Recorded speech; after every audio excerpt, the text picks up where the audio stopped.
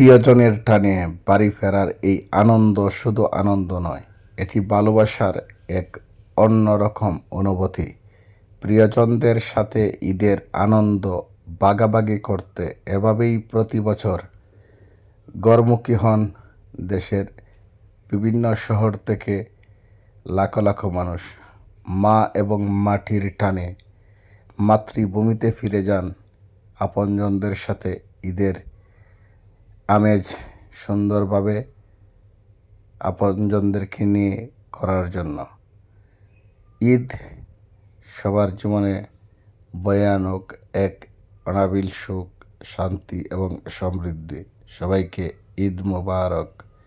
আপনারা ইতিমধ্যে দেখেছেন সিলেট শহরের রেল স্টেশন এবং ঢাকা সিলেট মহাসড়কে বড় গাড়ির সংখ্যা খুবই কম, একেবারে নেই বললেই চলে।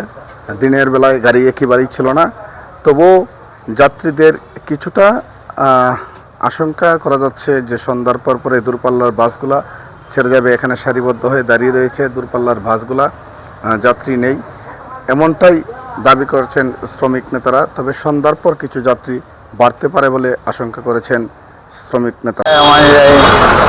যাত্রীর চাপ হোক বা না হোক, আমরা যাত্রীর সেবায় আসি। অতিরিক্ত কোনো ভাড়া লওয়া হচ্ছে না এবং আমাদের গাড়ি কোনো অনিয়ম অশৃঙ্খলা কিছু হচ্ছে না। একটু তেলের মধ্যে আমরা পাচ্ছি, তেল পাচ্ছি না। এই পাম্পে 10 লিটার 20 লিটার করে দিচ্ছে, তেলের পাম্পে সিন্ডিকেট করছে, কিন্তু আমাদের পরিবহনে আমাদের যাত্রী আমরা মোটামুটি এইদিকে আমরা খুব আছি, সচ্ছল আছি। যাত্রীরা কোনো ভোগান্তি হচ্ছে না, পরিবহনের কোনো, আমরা একটু ভোগান্তি যাচ্ছি তেলের জন্যে।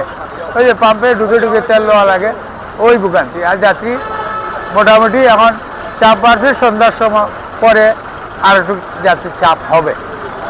ধন্যবাদ জসিম ভাইকে। যদি একটা জিনিস বলি, অন্য বছর গাড়ির যে চাপ থাকে, যাত্রীদের চাপ থাকে, সেই তুলনায় এই বছর চাপ আপনি বেশি মনে করছেন না কম মনে করছেন? একটু অন্য বছর থেকে একটু কমে আছে।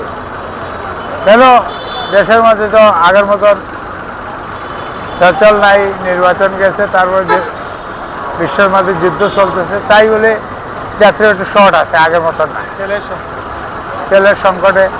অন্যদিকে রাতভর কেনাকাটার পরেও মানুষ ইফতারের টাইমেও এবং সেহরির টাইমেও সিলেট নগরীর বিভিন্ন পয়েন্টে মানুষের সমাগম খুব বেশি এবং কেনাকাটা করার জন্য ব্যস্ত হয়ে পড়েছে নগরবাসী সহ নগরবাসীর বাহির থেকেও যারা এসেছেন।